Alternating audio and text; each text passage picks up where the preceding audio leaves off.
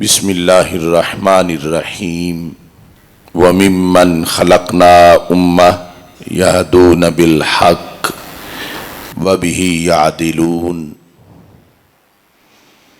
صدق اللہ العظیم وصدق رسولہ النبی الکریم الامین ان اللہ وملائکتہ یصلون علی النبی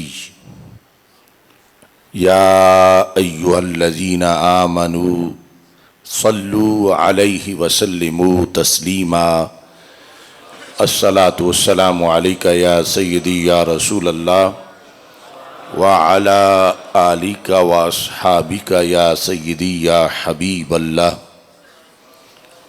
الصلاۃ والسلام علیک یا سیدی یا خاتم النبیین وعلى آلك واصحابك یا سیدی یا خاتم المعصومین مولاي صل وسلم دائما ابدا على حبیبك خیر الخلق كلهم منزہ عن شریک فی محاسنه فجوہر الحسن فیہ غیر منقاسم محمد تاج رسل اللہ قاطبۃ محمد صادق الاقوال والکلم محمد ذکرہ روح لانفسنا محمد شکرہ فرض علی الامم رب صلی وسلم دائما ابدا علی حبیبک خیر الخلق کلہم۔ اللہ تبارک و تعالی جل جلالہ وعم نوالہ واتم برہانہ وعظم شانہ وجل ذکرہ وعز اسمہ کی حمد و ثنا اور حضور سرور کائنات مفخر موجودات زینت بزم کائنات دستگیر جہاں غم گسار زماں سید سروراں حامی بے کساں قائد المرسلین خاتم النبیین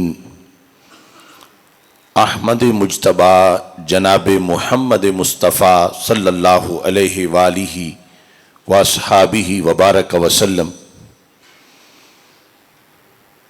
کے دربار گوہر بار میں ہدیہ درود و سلام عرض کرنے کے بعد السلام علیکم ورحمۃ اللہ وبرکاتہ۔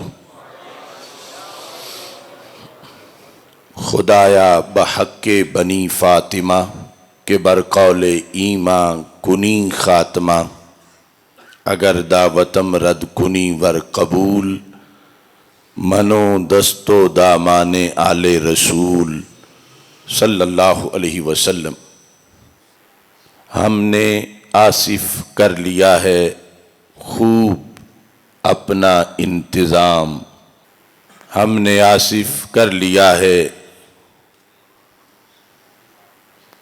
خوب اپنا انتظام، بالیقین یہ فیصلہ ہے یاد رکھ لے خاص و عام۔ اہل سنت دے رہے ہیں ہر طرف کامل پیام، دین و دنیا میں ہے کافی سنت خیر الانام۔ مسلک فکر رضا کا کر لیا ہے التزام، سنیت کا درس دیں گے اس جہاں میں صبح و شام۔ جان عشق مصطفیٰ ہے، عشق ہے اس کا امام، اپنے رب کی بندگی کا ہی رہے گا اہتمام۔ دل تو ہے آل محمد کی محبت کا مقام، دین ہے سارے صحابہ کا مکمل احترام،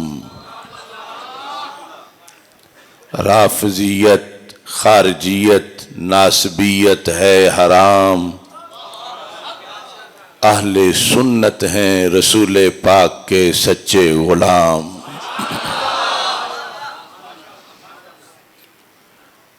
رب ذوالجلال کے فضل اور توفیق سے چیلیاں والا اسٹیشن کی سرزمین پر آج کی یہ محفل میلاد مصطفیٰ صلی اللہ علیہ وسلم فاضل محتشم حضرت صاحبزادہ سید محمد نقیب الحسن شاہ صاحب زیدہ شرفہ کی شادی خانہ آبادی کے سلسلہ میں ہدیہ تشکر کے طور پر حصول برکت کے لیے انعقاد پذیر ہے۔ اس کی صدارت دنیا اہل سنت کی وہ شخصیت فرما رہی ہیں جنہوں نے اپنی ساری زندگی قرآن و سنت کا درس دیتے ہوئے گزاری، خصوصاً مرکزی جامعہ محمدیہ نوریہ رضویہ بکی شریف میں شیخ الفقہ کی حیثیت سے اپنے فرائض سر انجام دینے والے عظیم استاذی و استاذ العلماء حضرت حافظ محمد کریم بخش جلالی صاحب زیدہ شرفہ، آپ بنفس نفیس رونق افروز ہیں۔ فاضل محتشم حضرت مولانا محمد اکرم جلالی صاحب، آرگنائزر جلالیہ علماء کونسل گوجرانوالا ڈویژن، مناظر اسلام حضرت مولانا محمد زمان جلالی صاحب، تحریک لبیک یا رسول اللہ صلی اللہ علیہ وسلم ضلع منڈی بہاؤالدین کے امیر چودھری محمد نصر اللہ وڑائچ صاحب، اور تحریک صراط مستقیم منڈی بہاؤالدین کے رہنما قاری محمد ارشد جلالی صاحب، کثیر تعداد میں اہل علم، اہل فضل، ارباب فکر و دانش، عاشقان رسول صلی اللہ علیہ وسلم اس اجتماع میں رونق افروز ہیں۔ میری دعا ہے خالق کائنات جل جلالہ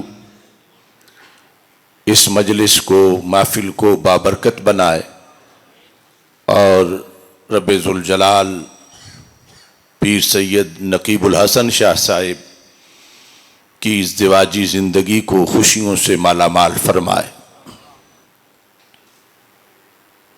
نبی اکرم نور مجسم شفیع معظم صلی اللہ علیہ وسلم کا فرمان ہے لِكُلِّ نَبِيٍّ دَعْوَةٌ مُسْتَجَابَةٌ، ہر نبی کی ایک نہ ایک دعا ضرور قبول ہوتی ہے۔ فَتَعَجَّلَ كُلُّ نَبِيٍّ دَعْوَتَهُ، وہ خصوصی دعا جو ہر نبی کو اللہ کی طرف سے عطا کی گئی کہ جو چاہو مانگ لو، ہر نبی نے وہ دعا مانگ لی۔ ہمارے آقا صلی اللہ علیہ وسلم فرماتے ہیں انی اختبأت دعوتی،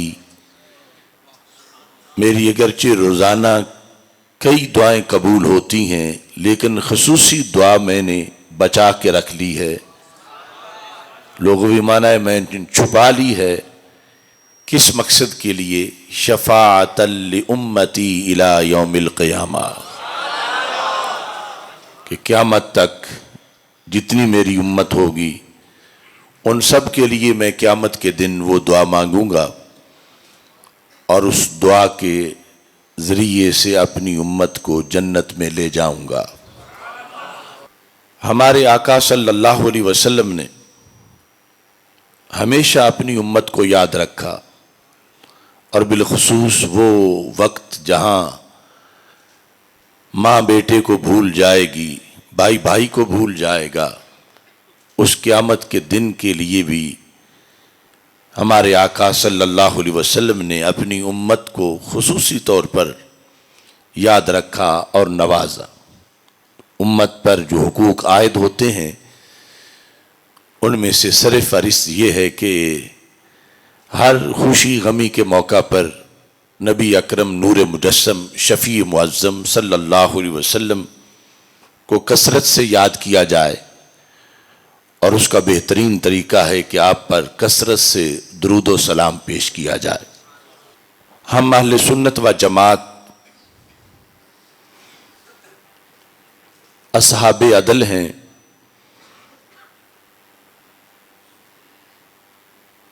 رب ذوالجلال کی توحید کے مسئلہ پر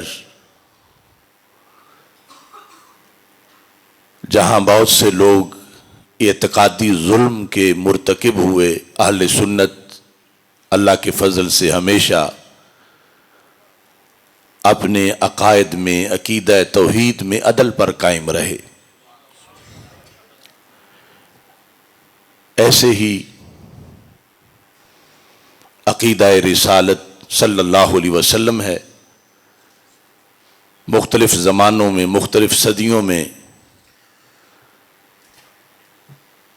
کئی فرقوں نے طرح طرح کے اعتقادی ظلم کیے، لکھے عقیدہ رسالت کے لحاظ سے، مگر اللہ کا شکر ہے کہ اہل سنت و جماعت عقیدہ رسالت میں بھی ہمیشہ عدل پہ قائم رہے۔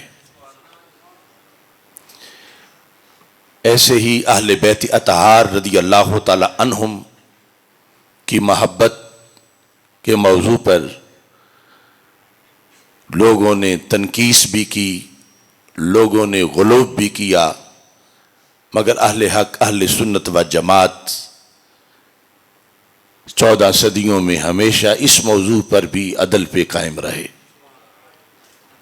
صحابہ کرام رضی اللہ تعالی عنہم کی ذوات قدسیہ کے لحاظ سے ایک فرقہ تو معاذ اللہ تبرئے کرتا رہا، اور اس سلسلہ میں بھی خوارج اور نواسب کی طرف سے غلو کیا گیا، لیکن اہل سنت و جماعت ہمیشہ عدل پہ قائم رہے۔ قیامت کے دن پہلا پیپر عقیدے کا ہے، جو یہ پاس کر لے گا پھر اس کی نماز کا حساب ہوگا، پھر روزے کا، حج زکوٰۃ کا، اور جو اس میں فیل ہو جائے گا وہ جہنم میں بھیج دیا جائے گا، اس کی نماز، روزہ، حج زکوٰۃ اسے فائدہ نہیں دے سکیں گے۔ عقیدے کا پیپر پاس کرنے کے لیے جو مسلک لازمی ہے اس مسلک کو مسلک اہل سنت و جماعت کہا جاتا ہے۔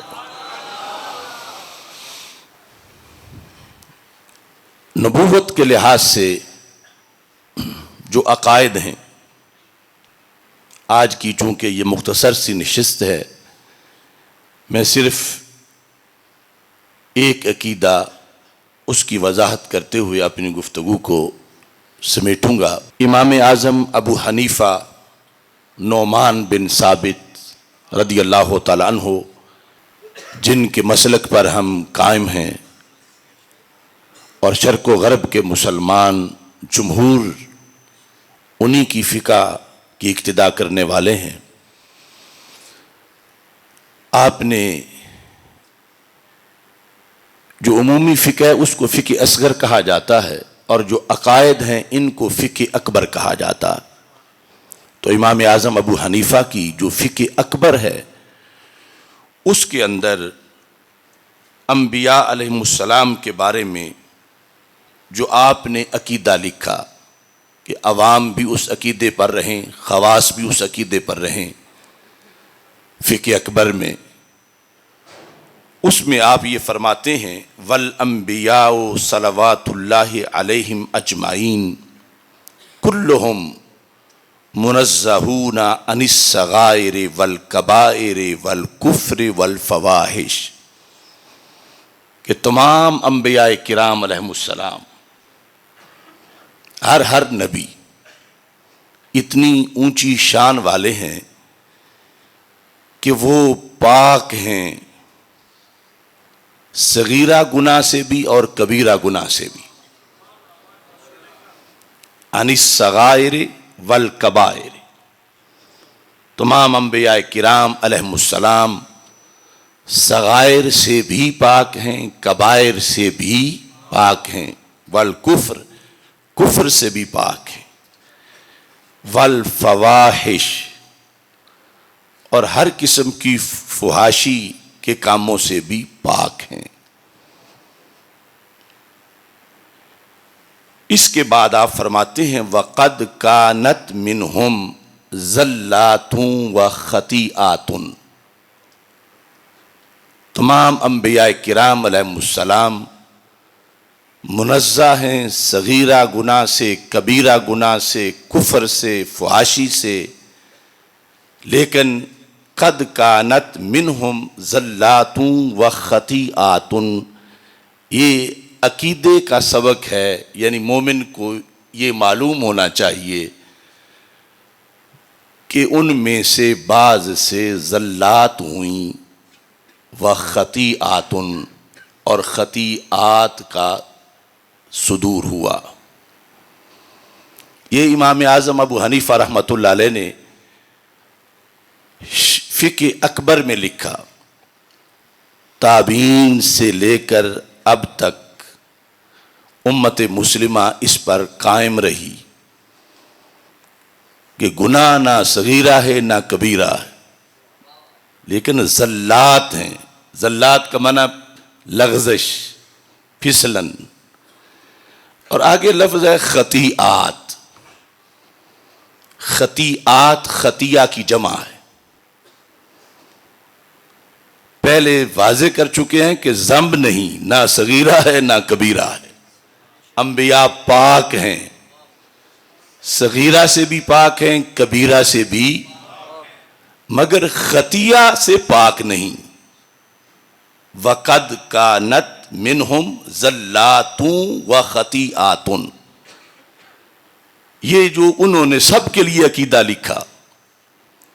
اب یہاں لفظ خطیہ جو ہے اس نے یہ معین کر دیا کہ ذنب نہیں، وہ انبیاء کا کوئی ذنب نہیں، نہ صغیرہ گناہ ہے نہ کبیرہ گناہ ہے، مگر ان کی زلات بعض سے صدور ہوا ان کا، اگرچہ وہ ہم یہی کہیں گے کہ خلاف اولا ہے، اور خطیئات یہ کہ جس کو خطا اجتہادی کہتے ہیں، یہ امام اعظم ابو حنیفہ رحمۃ اللہ علیہ نے جو عقیدے میں لکھا، تو آج تک اس پر کسی نے امام اعظم ابو حنیفہ کی گرفت نہیں کی کہ وہ غلط لکھ گئے، یا یہ اہل سنت کا عقیدہ نہیں، یا اس وجہ سے وہ اہل سنت سے خارج ہو گئے، یا اس وجہ سے امام اعظم ابو حنیفہ معاذ اللہ گستاخ ہو گئے۔ یہ انہوں نے نبیوں کے لیے لکھا۔ اب نبیوں سے نیچے کسی کو اگر نبیوں کے برابر مانے تو پھر بھی کفر ہے، اور نبیوں سے بلند مانے تو پھر بھی کفر ہے۔ تو اس سے اہل سنت کا یہ عقیدہ امام اعظم ابو حنیفہ رحمۃ اللہ علیہ کے لحاظ سے ساری امت کا یہ واضح ہوا کہ لفظ خطیہ یا خطا کی نسبت اگر نبی کی طرف ہو جائے کسی کی زبان سے تو کفر بھی نہیں، توہین بھی نہیں، بلکہ یہ اعتقاد ہے اہل سنت کا۔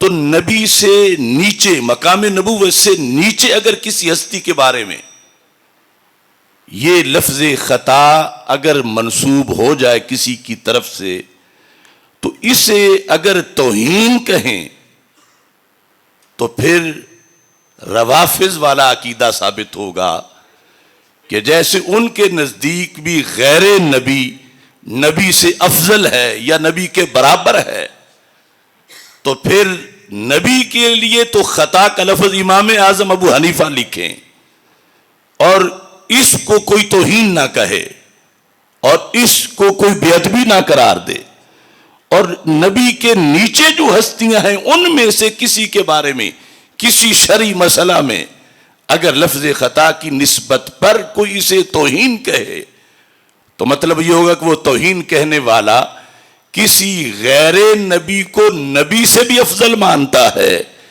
کیونکہ نبی کے لیے تو خطا 14 صدیوں میں یہ لفظ اور خطا بھی امام صاحب نے مطلقاً لکھا ہوا ہے، ہم اس کی تشریح خطا اجتہادی سے کر رہے ہیں اور مراد وہی چیز ہے، کیونکہ ذم تو نبیوں کا ہے ہی نہیں، گناہ ہے ہی نہیں، مگر خطا کا اس بات کیا کہ لوگوں کو پتا چلے کہ ذنب اور چیز ہے، خطا اور چیز ہے، اور خطا کی نسبت علی الاطلاق بھی نبیوں کی طرف امام صاحب نے کی ہوئی ہے، اور اگر نبیوں سے نیچے اہل بیت اطہار رضی اللہ تعالیٰ عنہ یا صحابہ کرام رضی اللہ تعالیٰ عنہ میں سے کسی ہستی کی طرف شرعی مسئلہ بیان کرتے ہوئے کسی زید نے خطا کی نسبت کی اور عمر نے کہا یہ توہین ہوئی، تو اگر اس نے توہین کا قول کیا تو ماننا پڑے گا کہ عمر عقیدے میں رافضی ہو چکا ہے، چونکہ روافظ کے نزدیک جو ہے یہ ہے کہ غیر نبی کو نبی کے برابر بھی کہہ لو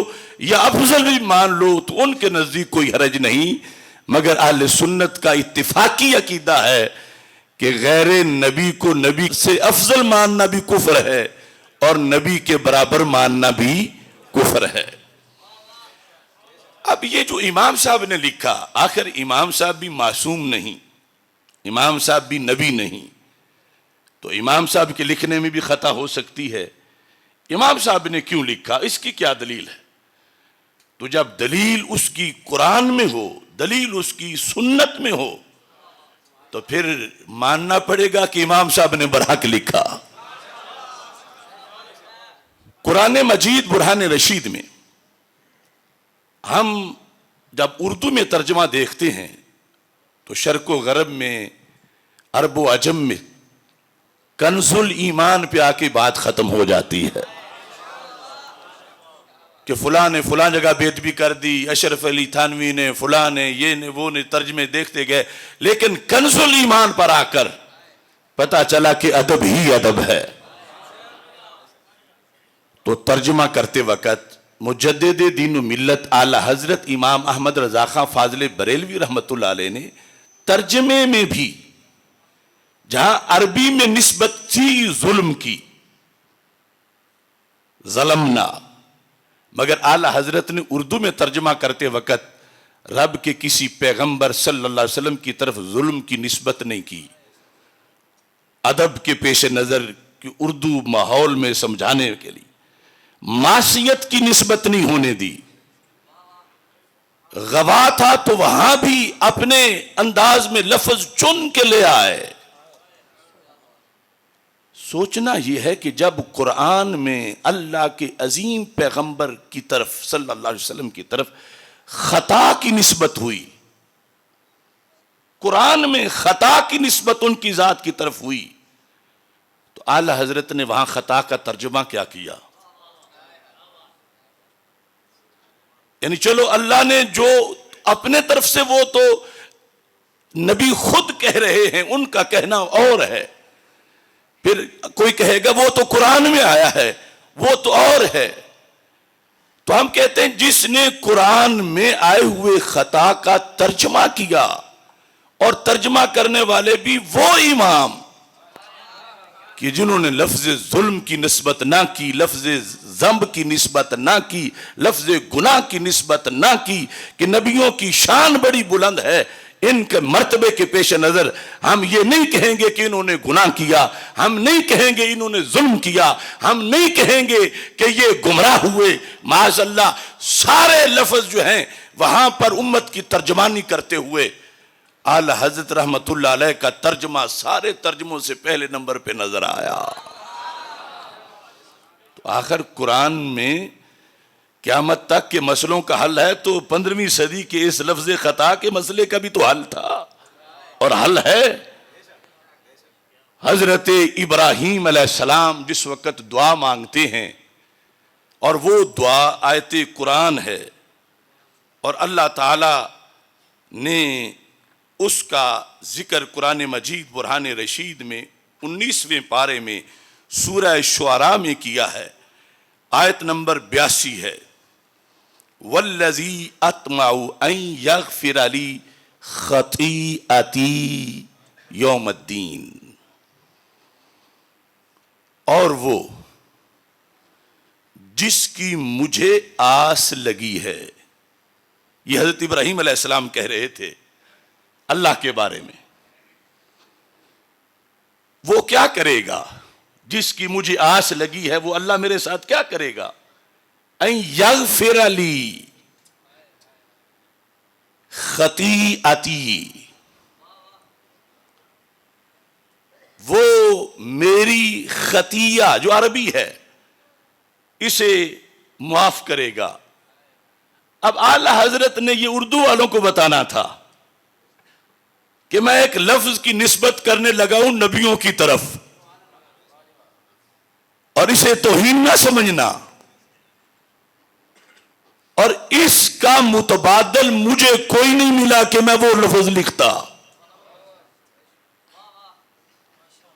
اور اعلی حضرت تو پی ایچ ڈی سے بھی بڑی ڈگری رکھتے ہیں ادب میں، وہ جو نبیوں کا ادب ہے، ولیوں کا ادب ہے، آداب رسالت ہیں، یعنی آپ نے سمجھا کہ اگر لغزش سے ترجمہ کروں تو اس سے بھی مناسب اور لفظ ہوگا، تو خطیئہ کا ترجمہ کیا کیا؟ اب ایک لفظ کی نسبت ہونے لگی ہے نبیوں کی طرف، اور نبیوں میں عظیم نبی حضرت ابراہیم خلیل اللہ علیہ السلام کی طرف۔ ظاہر ہے کہ اس لفظ کی نسبت اگر حضرت ابراہیم کی طرف اعلی حضرت کر دیں اور توہین نہ ہو، تو پھر نبیوں کے نیچے کسی ذات کی طرف اگر شرعی مسئلے میں اسی لفظ کی نسبت ہو تو پھر توہین، سارے بولو توہین، توہین، بے ادبی۔ تو اعلی حضرت فرماتے ہیں والذی اطمع ان یغفر لی خطیئتی یوم الدین، اور وہ جس کی مجھے آس لگی ہے کہ میری خطائیں قیامت کے دن بخشے گا۔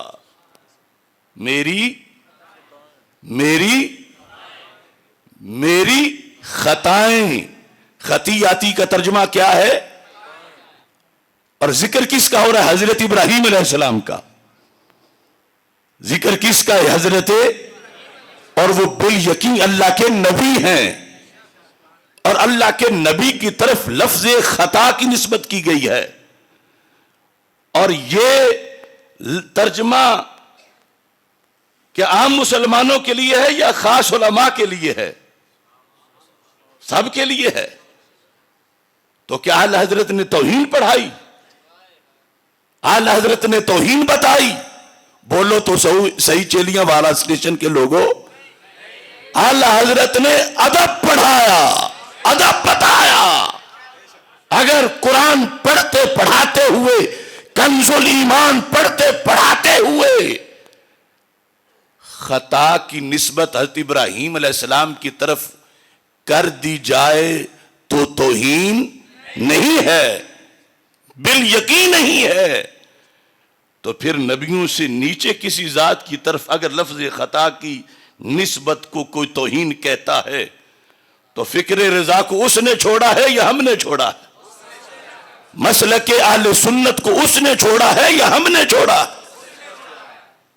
کہتے ہیں کہ وہ عوام کو سمجھ نہیں آتی، عوام اس کی معنی غلط لیتی ہے، عوام کو پتہ نہیں عوام ہے یا پھر تمہارے امام ہیں، اور جو عوام کو امام بنا لیں ان کا حشر پھر وہ ان عوام کی طرح ہی ہوتا ہے جو کل انعام ہوتے ہیں۔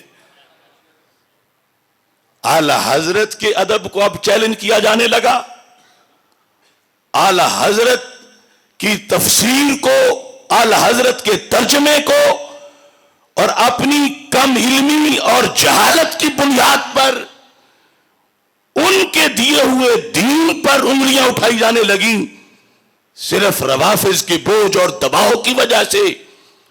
चूंकि उन्होंने, रवाफिज ने अपनी किताबों में हमारा नाम खताई रखा है। हमारे से मुराद सिद्दीक़ अकबर रज़ी अल्लाह तआला अन्हु का, ये मेरे पास उनकी किताबें पढ़ी हैं। हजरत सिद्दीक़ अकबर रज़ी अल्लाह तआला अन्हु, हजरत सिद्दीक़ अकबर, हजरत फारूक आजम, हजरत इमाम बुखारी और हजरत इमाम मुस्लिम, इन सारे इमामों के लिए वो लफ्ज खताई इस्तेमाल करते हैं। क्यों? कि इन्होंने नबियों की तरफ लफ्ज खता की निस्बत की है। जो कल राफजी लिख गए अपनी किताबों में हजरत सिद्दीक़ अकबर के बारे में, आज कुछ अनपढ़ों ने राफजियों की वो बोली हम हक परस्तों के बारे में बोलना शुरू की, तो फिर हमारी शान घटी तो नहीं बढ़ी है। इस्मतुल अंबिया अलैहिस्सलाम, ये किताब रवाफिज की, ज़ैनुल आबिदीन अब्द अली ताहिर, इसमें सुन्नियों का नाम लिखा है मुखत्तियातुल अंबिया, कि अंबिया की तरफ खता की निस्बत करने वाले। और कहा ये बेअदब लोग हैं माअज़ल्लाह, ये मुखत्तिया हैं, ये खताई हैं। ऐसी हवा चली कि जो उनकी बोली थी वो कुछ हमारे अपनों ने बोलना शुरू कर दी।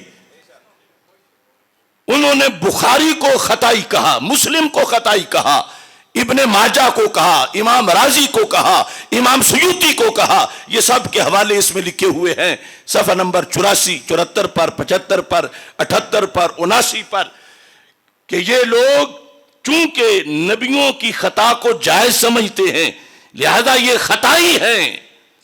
तो जिस बेस पे कल के रवाफिज ने अहले सुन्नत को, अहले सुन्नत के इमामों को कोसा, आज अनपढ़ों को यह समझना आई कि हम उनकी बोली बोल रहे हैं। उन्होंने तो बोलनी थी। वो जब हजरत सिद्दीक़ अकबर के खिलाफ बोलते हैं, मैं और तुम, हम किस खेत की मूली है कि हमारे खिलाफ नहीं बोलेंगे। और हमें यह पसंद भी नहीं कि उन्हें तो गाली दें, हमें ना दें। लेकिन सोचना उनको चाहिए कि जो अपना मसलक छोड़ के गैरों की हड्डियां चूसते फिर रहे हैं, कि अपने मसलक पे कायम रहो। अब इमाम आजम अबू हनीफा को रवाफिज खताई कहते हैं कि उन्होंने कहा कि अंबिया अलैहिस्सलाम की निस्बत की तरफ खताया की निस्बत हो सकती है। अब इमाम साहब को मजबूरी कुरान की है, कि कुरान में है अन यगफिर अली खतीयती। इमाम साहब को मजबूरी हदीस की, अभी मैं वो पढ़ूंगा। और वो जो हैं रवाफिज, उन्हें ना कुरान की मजबूरी है, उन्हें ना हदीस की मजबूरी है। हमारे इमाम को भी मजबूरी है, हमें भी मजबूरी है। तो जो मैंने फिक़्ह अकबर से अकीदा इमाम आजम अबू हनीफा का पढ़ के तुम्हें सुनाया, जिसके मुताबिक हम सुन्नी हैं और हमारी उस बयान पर एतराज करने वाले राफजी करार पाते हैं, उसकी दलील मैंने अपनी तरफ से आज सदियों बाद कि इमाम साहब ने इसके पेश नजर कहा कि जब कुरान में यगफिर अली खतीयती आया है, तो इमाम साहब कैसे कह सकते थे कि उनसे खता का सदूर हो ही नहीं सकता। लिहाजा इमाम साहब ने अकीदा लिखा। और फिर उसके बाद अगर हम देखें तो ये सही बुखारी शरीफ में वही चीज मौजूद है। ये उम्दतुल कारी शर बुखारी, यहां सही बुखारी की हदीस मैं पढ़ के सुनाता हूं, जिसमें क़यामत के दिन का तज़किरा है। क़यामत के दिन रसूल पाक सल्लल्लाहु अलैहि वसल्लम की हदीस बार बार बुखारी में आई है, बार बार मुस्लिम में आई है, और इसके अलावा हजारों किताबों में मौजूद है कि मैदान माशर में जब सब माशर की गर्मी में तंग आ चुके होंगे, तो कहेंगे कि कोई सफारशी तलाश करो, हमें कम अज कम यहां से तो आगे पीछे किया जाए, आगे जो हिसाब होना है, जिधर जाना है, वो तो बात की बात है। तो हमारे आका सल्लल्लाहु अलैहि वसल्लम से हजरत अनस रज़ियल्लाहु तआला अन्हु रिवायत करते हैं कि सारे इकट्ठे होकर जाएंगे हजरत आदम अलैहिस्सलाम के पास। फयातूना आदम, मैं मुख्तसर कर रहा हूं। فیقولون انت آدم ابو الناس، آپ آدم علیہ السلام ہو، ساری انسانیت کے ابا جی ہو. خلقک اللہ بیدہ، رب نے تجھے اپنے ہاتھ سے پیدا کیا. واسکنک جنتہ، اور رب نے آپ کو جنت میں رکھا. واسجد لک ملائکتہ، اور وہ شان دی کہ اپنے فرشتوں سے سجدہ تمہارے لیے کرایا. بڑی قدر ہے رب کے دربار میں آپ کی. آج ہم پھنسے ہوئے ہیں. وعلمک اسماء کل شے، ہر شے کا نام رب نے آپ کو پڑھایا. تو آج ہم یہ چاہتے ہیں کہ آپ ہماری سفارش کرو اللہ کے پاس. حتی یریحنا من مکاننا ھذا، یہ اس جگہ کروڑوں لوگ اربوں لوگ ہیں اور گرمی بڑی ہے، یہاں سے ہمیں کہیں آگے پیچھے بھیجا جائے، ہماری سفارش کرو. فیقول لست ہناکم، یہ میں نہیں کر سکتا کام. کیوں؟ وَيَذْكُرُ خَطِيئَتَهُ، وہ اپنی خطیہ کا ذکر کریں گے. یہ بخاری ہے، یہ مسلم ہے. پتہ نہیں وہ کس طرح لوگ بخاری پڑھاتے ہیں. اگر بخاری پڑھی پڑھائی ہو تو پھر تو پتہ ہونا چاہیے کہ مقام نبوت میں لفظ خطا کا ذکر آتا ہے. یہ نہیں ہمیں کوئی شوق ہے کہ ہم بار بار اس کو بیان کریں، مگر جو حقیقت ہے وہ تو علم میں ہونا چاہیے. فَيَذْكُرُ خَطِيئَتَهُ، حضرت آدم علیہ السلام اپنی خطیئہ کا ذکر کریں گے. وہی اجتہادی خطا دانہ کھانے والی کہ میں تو نہیں آج بولوں گا اللہ کے دربار میں، اس کا جلال بڑا ہے. فَيَذْكُرُ خَطِيئَتَهُ. اب اس کا ترجمہ اعلی حضرت سے پوچھو تو جنہوں نے قرآن میں خطیہ کا خطا کیا ہے یہاں بھی وہ یہی کریں گے. ابھی میں حدیث سے پڑھ کے دکھا دیتا ہوں، حدیث کا ترجمہ فتاوی رضویہ شریف سے. فَيَذْكُرُ خَطِيئَتَهُ، اور کہیں گے ائتوا نوحا، تم نوح علیہ السلام کے پاس چلے جاؤ. سارے لوگ جب نوح علیہ السلام کے پاس جائیں گے، ان سے جا کر اپنی درخواست ان کے سامنے رکھیں گے. فَيَقُولُ لَسْتُ هُنَاكُمْ وَيَذْكُرُ خَطِيئَتَهُ، وہ کہیں گے نہیں میں بھی نہیں. وہ اپنی خطا کا ذکر کریں گے، ذنب نہیں، خطا. کہیں گے ائتوا ابراہیم خلیل الرحمن، تم جاؤ حضرت ابراہیم علیہ السلام کے پاس، وہ تمہاری سفارش کریں گے. سارے لوگ جب وہاں پہنچیں گے وہ کہیں گے لست ہناکم، یہ میں بھی نہیں کر سکتا، میں نہیں کروں گا. اور وہ اپنا معاملہ سامنے رکھ دیں گے اور کہیں گے تم آگے بڑھو. اور ائتوا موسیٰ عبدا اتاہ اللہ التوراۃ، عظیم بندے ہیں اللہ کے موسیٰ علیہ السلام، وہ کام کروا دیں گے تمہارا، ان کے پاس چلے جاؤ. سارے جب وہاں پہنچیں گے تو وہ کہیں گے انی لست ہناکم ویذکر لہم خطیئتہ، لیکن ائتوا عیسیٰ علیہ السلام. خلاصہ یہ ہے عیسیٰ علیہ السلام کہیں گے ائتوا محمد صلی اللہ علیہ وسلم، اور سرکار پہلے ہی تیار بیٹھے ہوں گے. اور نبی اکرم نور مجسم شفیع معظم صلی اللہ علیہ وسلم کا انداز یہ ہے، گناہگاروں کا روز محشر شفیع خیر الانام ہوگا، دلہن شفاعت بنے گی، دولہا نبی علیہ السلام ہوگا. ادھر وہ گرتوں کو تھام لیں گے، ادھر پیاسوں کو جام دیں گے. صراط و میزان حوض کوثر یہی وہ عالی مقام ہوگا. آنا لہا کہہ کے آسیوں کو لیں گے آغوش مرحمت میں. عزیز اکلوتا جیسے ماں کو نبی کو اپنا غلام ہوگا.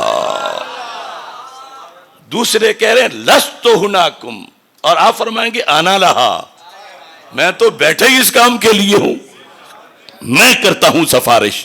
اور پھر آگے سفارش کا ذکر ہے، اور یہ کہ 3 مرتبہ تشریف لے جائیں گے، چلو میں کروڑوں کو بٹھا کے جہنم سے جنت پہنچا دیں گے. پوری حدیث کا مضمون بڑا طویل ہے، لیکن میں نے امام اعظم ابو حنیفہ کا جو عقیدہ آپ کے سامنے پڑھا فقہ اکبر سے، پہلے اس کی دلیل قرآن سے پیش کی اور اب دلیل بخاری سے پیش کر رہا ہوں۔ اللہ تعالیٰ کے کتنے عظیم انبیاء علیہ السلام کا یہاں تذکرہ ہے، اور یہ سرکار کی حدیث ہے، سرکار نے ان کی کوئی توہین نہیں کی معاذ اللہ، کہ نبیوں کی طرف خطا کی نسبت کر کے سرکار نے ان کو کوئی مقام پست کیا ہو یا کوئی توہین کی ہو، یا جو کہے کہ توہین کی وہ اپنا ایمان کیسے بچائے۔ تو یہ بخاری ہے، اسے ہم چھوڑ نہیں سکتے حدیث کی وجہ سے، حدیث سرکار کی ہے۔ ہم روافض کے دباؤ پہ آ کر آج کہیں کہ نہیں خطا جو ہے وہ نبوت سے نیچے بھی اللہ کے جو محفوظ بندے ہیں ان میں سے اگر کسی کو ہو تو توہین ہو جائے گی، ان کا عقیدہ ضرور ہے، مگر وہ خود ذمہ دار ہیں، کیونکہ انہیں مجبوری نہیں، نہ قرآن کی نہ حدیث کی۔ ہمیں قرآن کی بھی مجبوری ہے، حدیث کی بھی مجبوری ہے۔ فَيَذْكُرُ خَطِيئَتَهُ خَطِيئَتَهُ، اس بیس پہ روافض نے کہا بخاری خطائی ہے۔ انہیں تو حیا نہیں کسی کی کہ یہ حدیث کیوں ذکر کی، وہ کہتے ہیں گھڑ کے ذکر کی۔ وہ کہہ لیں لیکن میں اور تو نہیں کہہ سکتے کہ گھڑ کے ذکر کی۔ انہوں نے جانا ہے جہنم میں، ہم نے اسی بخاری کے ہاتھ پہ جانا ہے جنت میں۔ قرآن میں خطیہ کا ذکر آیا اور حدیث میں ذکر آیا تو پتا چلا اب معنی پر اگر کوئی جھگڑا کرتا ہے تو خطا کا اور معنی کوئی کیا کرے گا۔ میں نے اعلیٰ حضرت سے کروا دیا، اپنے گھر میں کنز الایمان سے دیکھ لو 19ویں پارے میں خطائیں کا لفظ، اور حدیث کا دیکھنا ہے تو پھر فتاوی رضویہ شریف میں حدیث کے تراجم جو جہاں موجود ہیں، یہ 30ویں جلد فتاوی رضویہ شریف کی ہے، یہاں 186 صفحے پر حدیث کا ذکر ہے، لَمَّا اقْتَرَفَ آدَمُ الْخَطِيئَةَ، وہی جس کا ذکر بخاری میں ہے کہ میں نہیں سفارش کروں گا کہ میری یہ خطیہ ہے، یذکر خطیئتہ، وہ حدیث لَمَّا اقْتَرَفَ آدَمُ الْخَطِیئَةَ، اقترف کا مطلب ہے ارتکاب کیا۔ اب خطیہ کا معنی کیا کریں؟ تو یہ فتاوی رضویہ میں لکھا ہے یعنی آدم علیہ السلام نے خطا کا ارتکاب کیا۔ اس بیس پر جب کچھ لوگ میرے پاس آئے تھے کہ رجوع کر لو، تو میں نے کہا اعلیٰ حضرت سے کیسے کرواؤ گے؟ اگر طریقہ ہے تو پھر شروع کر لو سلسلہ، ورنہ یہ دروازہ مت کھولو، قیامت تک بند نہیں ہوگا۔ امت کی 14 صدیوں میں ہزاروں امام ہیں، یا انہیں تمہاری زبان سے انہیں گستاخ کہنا پڑے گا، یا پھر قبر سے نکال کے توبہ کروانی پڑے گی۔ نہ تم توبہ کروا سکتے ہو اور نہ تم گستاخ کہہ سکتے ہو۔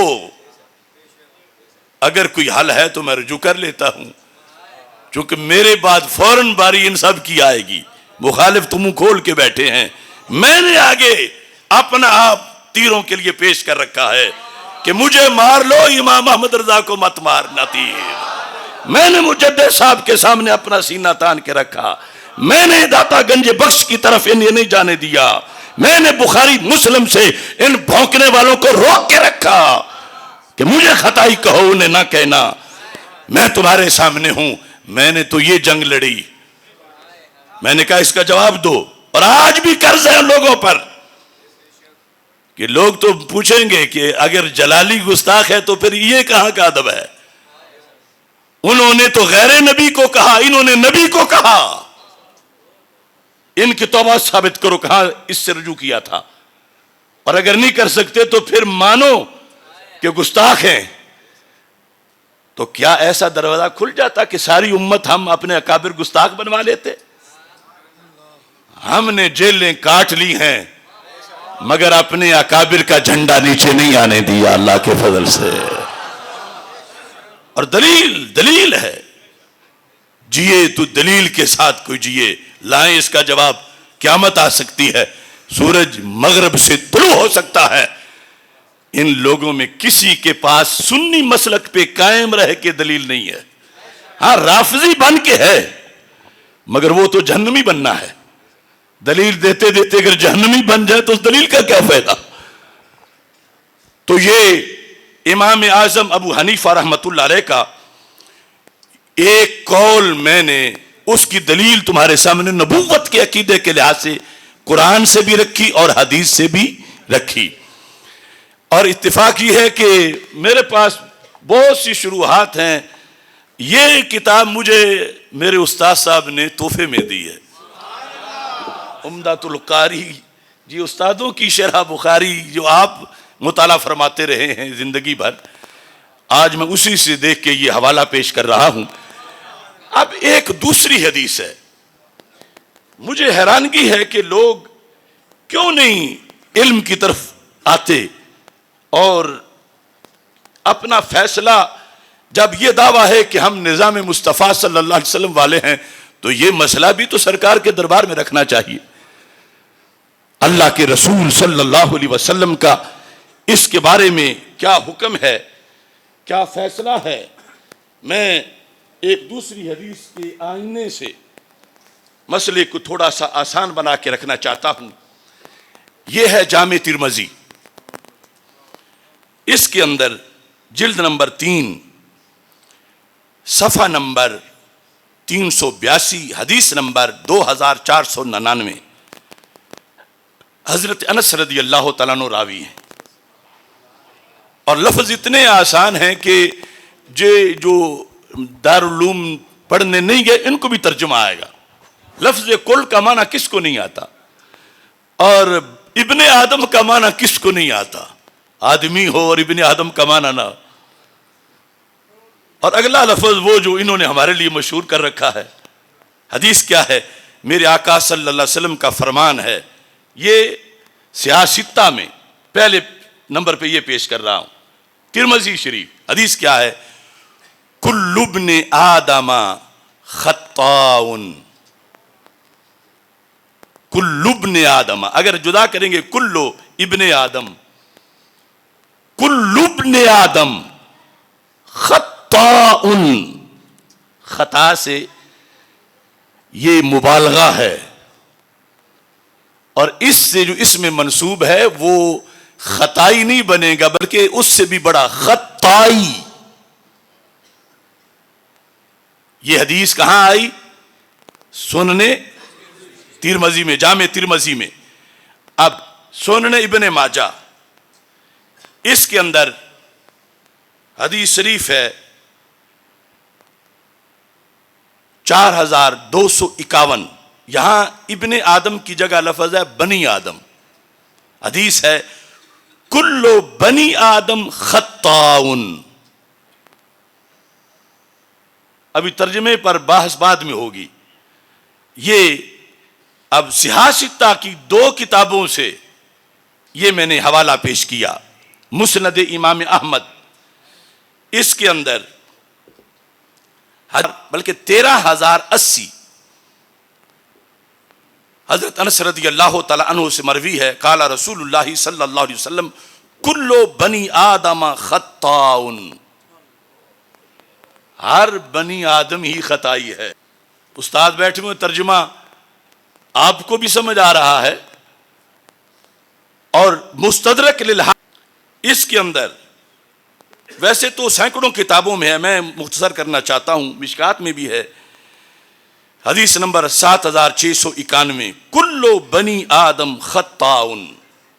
یہ ساری میں نے کتابیں کھول کے رکھ کے سامنے حدیث پڑھ دی ہے کہ اللہ کے رسول صلی اللہ علیہ وسلم کا فرمان ہے کلو بنی آدم, ہر بنی آدم کیا ہے؟ خطا ہے. ہر بنی آدم. اور اس میں جب اس میں منسوب بنائیں گے ہوگا خطائی ہے. اب جو لوگ روافض کی تو بات چھوڑو, وہ تو اس لسٹ میں ہی نہیں کہ جنہیں کوئی جنت کا سبق دیا جائے ان کے تالے لگے ہوئے ہیں. یہ جو نیا ٹولہ بن رہا ہے ان کی محبت میں. اگر تمہیں کوئی تانا دے، او آدمی، او آدم کے بیٹے، او بندے دے پترا، آدمی، تو تم کہو گے کہ تو نہیں آدمی، تو کسی اور نسل کا ہے. جب حدیث کہتی ہے کہ جو بھی ابن آدم ہے وہ خطائی ہے، تو جو ہمیں خطائی کہتے ہیں خود کس نسل کے؟ ہمیں تو ہمارے نبی علیہ السلام نے فرما دیا، چونکہ ہم ابن آدم ہیں، ہم ابن آدم ہیں اور ہم خطائی ہیں، چونکہ جو بھی ابن آدم ہے وہ خطائی ہے. یہ حدیث ترمذی میں آئی ہے اور میں نے پڑھ کے سنائی ہے. اسے سمجھنے میں بھلائی ہے، جو نہیں سمجھیں گے ان کی رسوائی ہے. اگر پنجابی میں کہوں جیڑا بھی بندے دا پتر ہے وہ خطائی ہے، تو سن آ کے یہ خطائی نے خود کی دسنا چاہتے ہیں، کیونکہ بندے دا پتر تے خطائی ہے. سرکار فرما رہے ہیں کلو بنی آدم یا کلو ابن آدم. کم از کم یہ جس نام پہ درس بنا کے بیٹھے ہیں یہ لوگ، کوئی شرع تو دور متن ہی پڑھ لیا کریں یہ، اور کم از کم چاچی نے تانا دینے کا بھی آ جائے. تانا یہ دے رہے ہیں کہ یہ لوگ جو ہیں یہ خطائی ہیں، یہ خطائی ہیں. سرکار فرماتے ہیں جو بھی نسل آدم میں ہے وہ خطائی ہے. پھر ان کی گالی کہاں گئی؟ کیونکہ یہ جب یہ ایسا کہہ رہے ہیں تو یہ تصور دیتے ہم ایسے نہیں ہیں، تو پھر بندے دے پتر ہی نہیں ہے، کیونکہ بندے دا پتر ہے وہ تے خطائی ہے. قیامت تک مجھے جواب دیں یہ لونڈے. یہ وبال ہے ان پر. تیرے در سے جو یار پھرتے ہیں در بدر یوں ہی خار پھرتے ہیں. یہ روافظ کے گھروں کے چکر لگانے والے، ان کے گھر میں بیٹھ کے قورمے کھانے والے، اب مجدد والی روب دھمک نہیں رہی. دیکھا مینار پاکستان کے جلسے پہ ایک رات پہلے جو روافظ نے کانفرنس کی، سنی ہے نا تم نے؟ سنی ہے نا؟ وہ عام چل رہی ہے. وہ کہہ رہے تھے یہ جلالی جو ہے اس کے پیر کے بیٹے تو ہمارے گھر آئے کہ ہم نے اس کو جلالیت سے نکال دیا ہے. تو میں نے کہا جو جعلی جلالیت ہے وہ تمہارے گھر آنے والوں کی ہے، اور جو جلال الدین شاہ والی جلالیت ہے وہ مینار پاکستان پہ تمہارے سینے پہ چڑھ کے بیٹھے ہیں.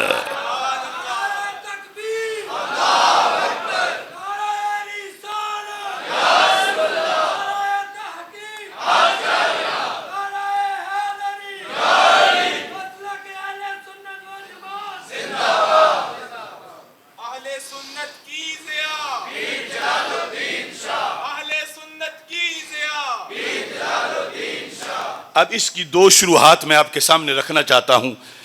میں صرف خطائی کہنے والوں کو آئینہ اسے دکھانا چاہتا ہوں، باقی مسئلہ بھی اس میں ہے.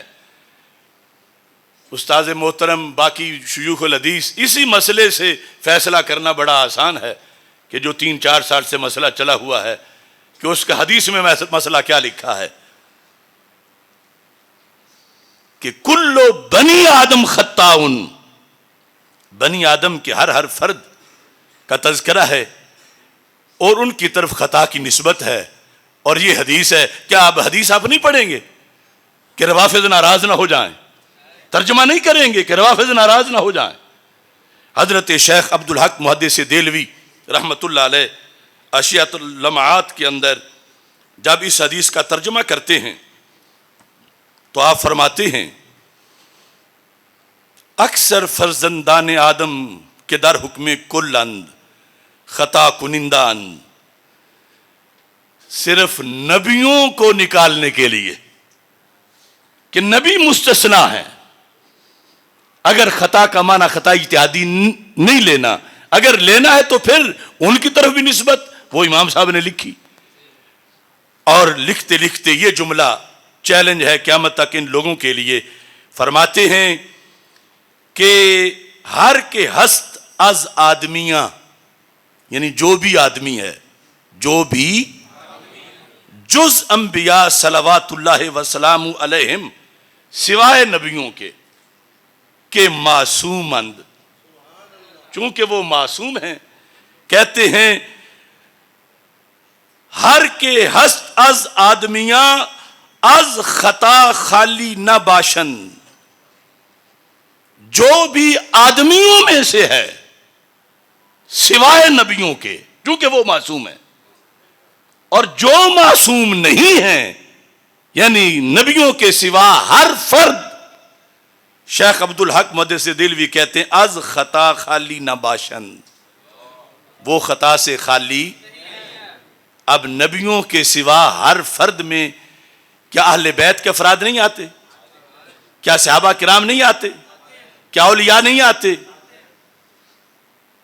تو کیا یہ شیخ عبدالحق محدث دہلوی گستاخ ہیں سارے ولیوں کے؟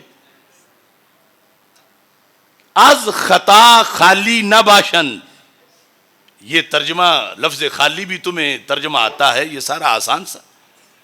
اور اسی پر جو شرح طیبی ہے مشکات کی، اس میں اس حدیث کے تحت انہوں نے لکھا فیہ تعمیم و جمیع بنی آدم، یہ ان کا اپنا شرح کا انداز ہے کہ کل بنی آدم خطاء، کہتے ہیں فیہ تعمیم و جمیع بنی آدم، کہ اس میں ہر بنی آدم، مرد و زن سارے اس میں موجود ہیں، سب شامل ہیں، حتی الانبیاء، یہاں تک کہ انبیاء بھی، لیکنہم خصو، مگر نبیوں کو خاص کر دیا گیا، کیوں؟ لکونہم معصومین، چونکہ وہ معصوم ہیں، وہ باہر ہیں، اور جو غیر معصوم ہیں، اور سنیوں کے نزدیک نبیوں کے سوا سبھی غیر معصوم ہیں، اہل بیت ہوں یا صحابہ ہوں رضی اللہ تعالیٰ عنہم، تو کہا وہ سارے اس میں داخل ہیں۔ تو یہ تو مضمون حدیث ہے کہ انبیاء علیہ السلام کے سوا اگر عقیدہ سنیوں والا ہے تو پھر از خطا خالی نہ باشن، اور انہوں نے مطلقاً لکھا، حالانکہ جو ہمارا مسئلہ چھڑا وہ خطا اجتہادی کا تھا، اول بھی بتایا اسی تقریر میں، آخر بھی بتایا اسی تقریر میں، یہاں انہوں نے مطلقاً یہ لکھا، تو پھر کیا یہ کتابوں والا دین دفن کر دیا جائے معاذ اللہ؟ یہ حدیثیں ساری چھوڑ دی جائیں کہ میرا ماموں نہیں مانتا، میرا چچا نہیں مانتا، میرا سسر نہیں مانتا، میرا فلاں نہیں مانتا، تو ہم نے کلمہ چچا سسر کا نہیں پڑھا، سرکار مدینہ کا پڑھا ہے۔ اور اگر کسی کے پاس جواب ہے تو قیامت تک لے آئے، مہلت قیامت تک کی ہے، چونکہ صدیوں تک بھی نہیں بنے گا، صرف اپنے حجروں میں بیٹھ کے کڑ سکتے ہیں، مگر پڑھ لیں تو مسئلہ حل ہو جائے۔ اور یہ بات بھی یاد رکھیں، جب ہم نے دبایا کہ ہمارے سنیوں میں کچھ لوگ رافضی بن گئے ہیں اور وہ انبیاء علیہ السلام کے علاوہ کو بھی معصوم مان رہے ہیں، یہاں تک کہ سیدہ طیبہ طاہرہ سیدہ فاطمۃ الزہرا رضی اللہ تعالی عنہا کو وہ معصوم مانتے ہیں، کچھ لوگوں نے تو بول کے کہا، کچھ لوگ خود آہستہ رہتے ہیں لیکن ان کا ماموں بول کے کہتا ہے کہ سیدہ پاک معصومہ ہیں، اور وہ ہمارے بکی شریف اور ارد گرد ہم جب تقریر سنتے ہیں تو کہتے ہیں دیکھو جی فلاں بندہ نے وہ سیدہ پاک محفوظہ عن الخطا ہیں اور ان کی طرف خطا کی نسبت کر دی۔ ان پڑھوں کو اتنا نہیں پتا کہ محفوظ کا مطلب یہ ہوتا ہے کہ جس سے خطا کا صدور تو ہو مگر وہ باقی نہ رہے، یعنی کچھ تو مانتے ہیں نا کہ لفظوں میں معصوم، کچھ محفوظ بول کے معصوم مانتے ہیں، یعنی محفوظ کی ڈیفینیشن آج تک نہیں آئی کہ محفوظ جب اللہ نے حفاظت کر رکھی ہے تو پھر ان سے گناہ کا صدور ہو ہی نہیں سکتا، پھر خطا کا صدور ہو ہی نہیں سکتا، حالانکہ جو معاملہ تھا وہ خطا اجتہادی کا تھا۔ اور محفوظ اور معصوم کا فرق اگر دیکھنا ہو تو میں یہاں آپ کے سامنے صرف اس کے 3 حوالہ جات رکھنا چاہتا ہوں تاکہ ان لوگوں کی یہ جہالت بھی پتہ چل جائے کہ مان کے محفوظ اور پھر میرے ذمہ لگاتے ہیں چونکہ انہوں نے خطا کی نسبت کی لہذا انہوں نے توہین کی. حالانکہ محفوظ کی طرف خطا کی نسبت توہین کب بنے؟ جب حدیث میں معصوم کی طرف بھی، آیت میں معصوم کی طرف بھی ہے اس اجتہادی کے لحاظ سے، تو محفوظ کی طرف کیسے بنے؟ اور پھر محفوظ کا تو تعریف ہی یہ ہے، فرق یہ ہے معصوم اور محفوظ میں. اب دیکھو المعتمد فی المعتقد جو طور پشتی کی یہ تصنیف ہے، فضل اللہ طور پشتی، انہوں نے یہ واضح طور پر اس میں لکھا، چونکہ ان لوگوں نے خود تو مطالعہ کرنا نہیں، میں آسانی کے لیے صفحہ بھی دکھا رہا ہوں اور اس کا مطلب بھی بتا دیتا ہوں. صفحہ نمبر ہے 72. ولی محفوظ باشد از گناہ. یہی عقیدہ نا سنیوں کا. ولی کیا ہوتا ہے؟ گناہ سے کیا ہوتا ہے؟ اور نبی کیا ہوتے ہیں؟ معصوم. و فرق میان محفوظ و معصوم است. محفوظ اور معصوم میں فرق کیا ہے؟ کہ معصوم را ارتکاب گناہ نبوت، معصوم را ارتکاب گناہ، کہ معصوم سے گناہ کا ارتکاب ہی، اما محفوظ را ارتکاب گناہ بود. یہاں لفظ خطا بھی نہیں، لفظ گناہ ہے. بات کس کی ہے؟ محفوظ کی. محفوظ را ارتکاب گناہ بود بر سبیل ندرت. یہ نہیں کہ وہ روز گناہ کیے ہوئے ہوں، نادر. نادر نادر. اب 1000 دن میں سے ایک دن بھی نادر ہی ہے، 5 دن بھی نادر ہی ہے. اچھا جی، محفوظ را ارتکاب گناہ بود بر سبیل ندرت ولیکن او را بدا گناہ اسرار نہ باشد. گناہ کا ارتکاب تو ان سے ہو جاتا ہے مگر اس پہ اصرار نہیں ہوتا. یہ تعریف ہے محفوظ کی. جو یہ کرتے پھرتے ہیں کسی سنی کتاب میں نہیں. یہ بزریہ محفوظ لوگوں کو معصوم پکوانے کی تقریریں کرتے ہیں بکی شریف کے سجادہ نشین، اور مجھے تانے دیتے کہ انہوں نے توہین کی. کہیں کتاب لائیں کوئی ایک کہ جس میں جو یہ محفوظ کی تعریف کرتے ہیں وہ لکھی ہو. ہمارے ائمہ نے یہ تعریف لکھی ہے، اور یہاں تو لفظ گناہ ہے، اس کی بات ہی نہیں. تو خطا تو نیچے ہے بہت.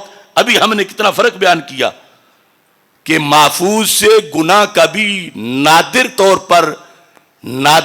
پر صدور ہو سکتا ہے، مگر ہم جیسے جو ہیں وہ کیا ہیں، بار بار کرتے رہتے ہیں. اور جو محفوظ ہیں، ولی ہیں، وہ کیا کرتے ہیں؟ لیکن اورا بدا گناہ اسرار نہ باشد ثم یتوبون من قریب. بہت جلد توبہ کر لیتے ہیں. گناہ تو ہو جاتا ہے مگر بہت جلد توبہ کر لیتے ہیں. یہ ایک حوالہ. اس پر یہ ہے تحفۃ المرید. شاید پہلی مرتبہ زیارت کریں کچھ لوگ، کچھ سے مراد وہ جو چھپ کے سن رہے ہیں ان کی بات کر رہا ہوں. تحفۃ المرید. تحفۃ المرید شیخ ابراہیم بن محمد بن احمد شافی بیچوری شرح جوہرات التوحید. اس تحفۃ المرید کے اندر بھی اس مسئلے کی بات کی اور فرق بتایا گیا. اس فرق کے لحاظ سے انہوں نے کہا کہ معصوم وہ ہوتا کہ جو اللہ اس کی حفاظت اس طرح کی کرتا ہے، اس کی بھی حفاظت اللہ کر رہا ہے مگر وہ حفاظت اور طرح کی ہے. محفوظ کی حفاظت اور طرح کی ہے. وہ ہمارے ایک پیر صاحب تھے بڑے گدی کے، جب وہ میرے خلاف اعلامیہ لکھ رہے تھے 3 سال پہلے، تو وہ کہنے لگے بھلا جب مانتے ہو کہ اللہ حفاظت کر رہا ہے تو پھر گناہ کا صدور کیسے ہو سکتا ہے؟ اللہ جب حفاظت کر رہا. یعنی یہ ان ان پڑھوں نے محفوظ کوئی معصوم بنایا ہوا ہے. تو معصوم کی یہ تعریف ہے کہ حفظ اللہ للمکلف من الذنب مع استحالۃ وقوعہ، کہ وہاں ذنب کا پایا جانا ہی محال ہے. معصوم وہ ہے، اس کی ایسی حفاظت ہے کہ وہاں ذنب کا پایا جانا ہی. اور جو محفوظ ہے حفاظت اس کی بھی ہے، مگر وہاں ذنب پایا جاتا ہے اور وہ پھر فوراً توبہ کر لیتے، اور جو بات ہے وہ تو ہے ہی ذنب سے بھی نیچے چیز کی، اور وہ خطا ہے، اور انہوں نے اس کو توہین بنایا ہوا ہے، جبکہ ان کی طرف جو قانون ہے اس کے مطابق ذنب کی نسبت بھی محفوظ کی طرف کر دی جائے تو پھر بھی توہین نہیں بنتی ان ائمہ کے اصول کے۔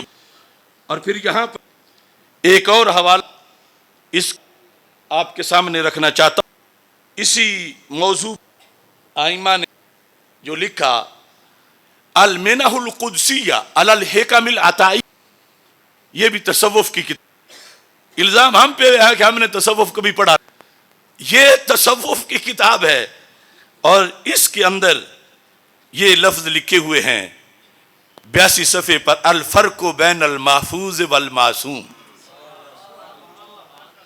اب ہم تو کھیر پکا کے دے رہے ہیں، یہ ساتھ حوالہ تقریر کے نظر آئے گا، علیحدہ سکین کر کے دے دیں گے تاکہ کم از کم یہاں سے ہی پڑھ لیں اور اپنے عقیدے کو برباد نہ کریں، کیونکہ اگر لفظ کوئی اور رکھ کے حقیقت کسی میں کوئی اور مانی جائے تو حکم تو اس حقیقت پہ لگتا ہے، لفظ پہ نہیں لگتا۔ اب نبی والا سارا درجہ کو کسی میں مانے اور کہ میں اس کو نبی نہیں کہتا، ویسے سارے اختیار وہی ہیں اس کو، تو لازم آئے گا کہ اس نے غیر نبی کو نبی مانا ہوا ہے۔ اب غیر معصوم کو یہ معصوم مانے ہوئے ہیں اور کہتے ہیں ہم ان کو محفوظ مانتے ہیں، تو فرق پڑھو، فرق کیا ہے؟ الفرق بین المحفوظ والمعصوم ان المعصوم لا یلم بذنب البتہ، کہ معصوم ہستی گناہ کا یقینی قطعی طور پر ارتکاب کر ہی نہیں سکتی۔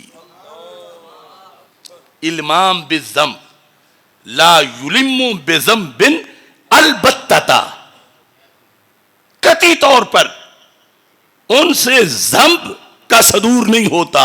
کس سے؟ معصوم سے۔ کس سے؟ کم از کم آپ تو یاد کر لیں، کس سے ذنب کا ارتکاب قطعی طور پر نہیں ہوتا؟ اور آخری معصوم ہے حضرت محمد مصطفیٰ صلی اللہ علیہ وسلم، آپ کے بعد انسانوں میں کوئی معصوم نہیں ہے۔ اچھا، ان المعصوم والفرق ان المعصوم لا یلم بذنب البتہ، اور والمحفوظ قد تحصل له زلات، محفوظ سے زلات ہو جاتی ہیں، محفوظ سے زلات، لیکن لا یکون منہ اسرار، زلات ہو جاتی ہیں نادر طور پر مگر ان پر اصرار، بل یتوب من قریب، محفوظ ہستی بہت جلد توبہ کر لیتی ہے، لیکن یہاں زلات کا ارتکاب لکھا، زلات کا ارتکاب ان سے ہو جاتا ہے۔ اب یہ عجیب منطق ہے کہ دیکھو فلاں بندہ توہین کر رہا ہے، گستاخ ہے، کیا جرم ہے کہ اس نے ایک محفوظ ہستی کے بارے میں کہہ دیا کہ اس سے خطا ہو گئی۔ ارے محفوظ سے خطا ہونا یہی تو فرق ہے معصوم اور محفوظ میں، سمجھ آ رہی ہے نا؟ معصوم سے ذنب کا ارتکاب نہیں ہوتا اور خطا اتحادی تو ان سے بھی ہو جاتی ہے، معصوم سے بھی۔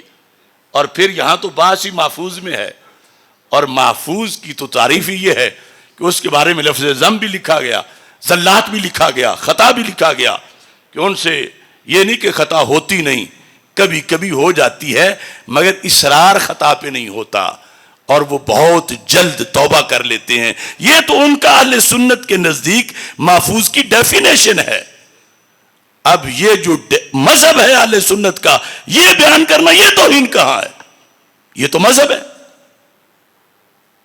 اس قدر جہالت نے آ کر آستانوں اور بعض مدارس اور بعض آستانوں، ہر آستانے کی بات نہیں کرتا، آستانے ہی تو ہماری قوت ہے، ہمیں ملا ہی سب کچھ آستانوں سے ہے، لیکن یہ صورتحال میں نے آپ کے سامنے صرف چند حوالے رکھے ہیں، کسی کو گالی نہیں دی۔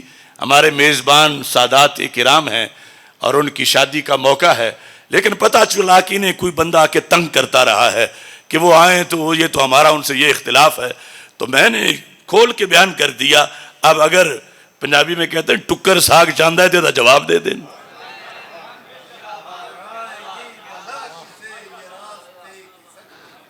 یہ 2 دن 4 دن نہیں، سال کے بعد 2 سال بعد کتابیں لے آئیں. یہ نہیں کہ گالی دے جو کہ پورا والیم مکمل کر دیں.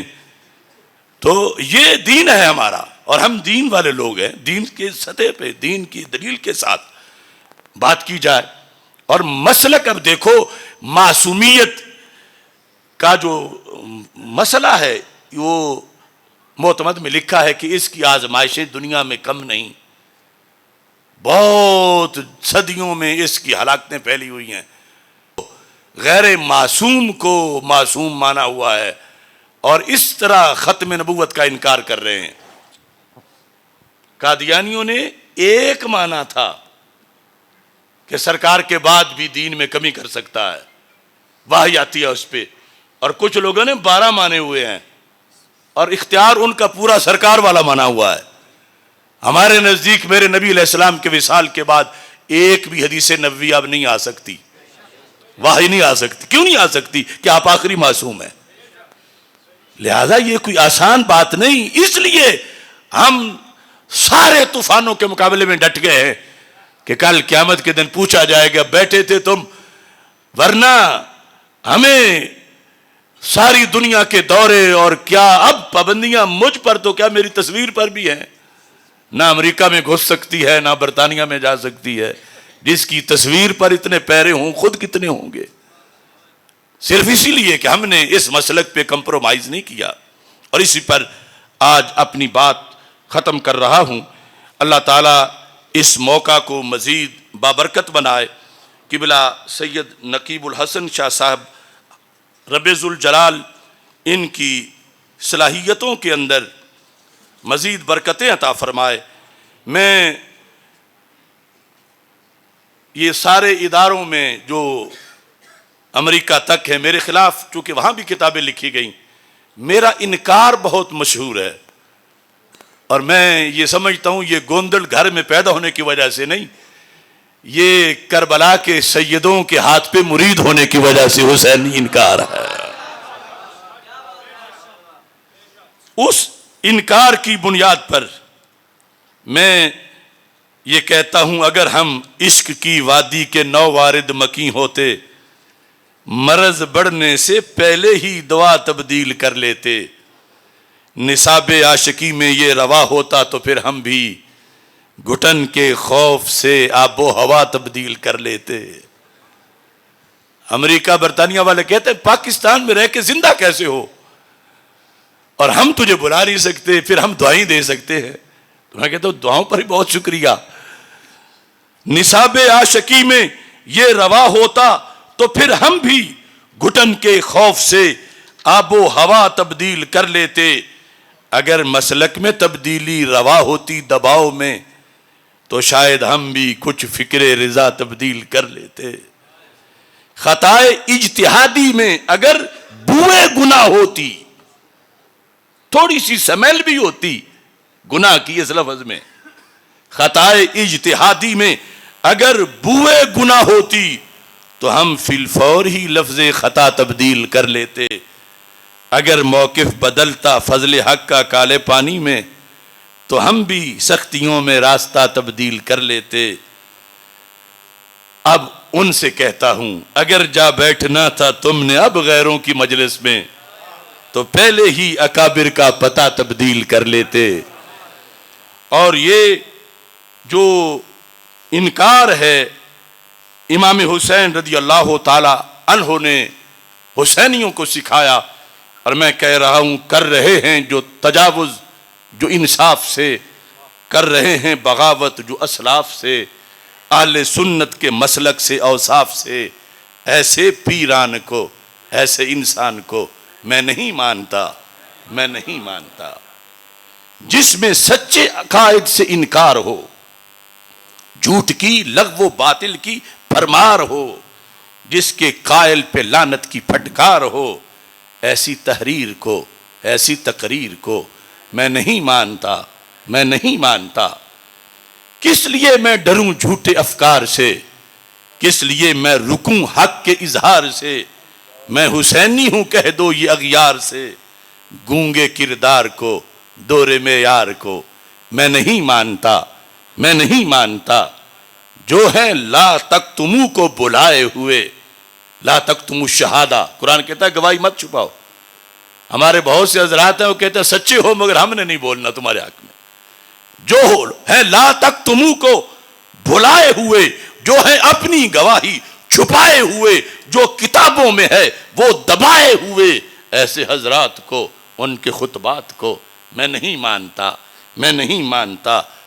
اب آپ سے کہتا ہوں، تو اگر اپنا مسلک عیاں نہ کرے، جان کے بھی حقیقت بیاں نہ کرے، جو ہے دل میں وہ ورد زباں نہ کرے، ایسی تعلیم کو، ایسی تنظیم کو میں نہیں مانتا، میں نہیں مانتا۔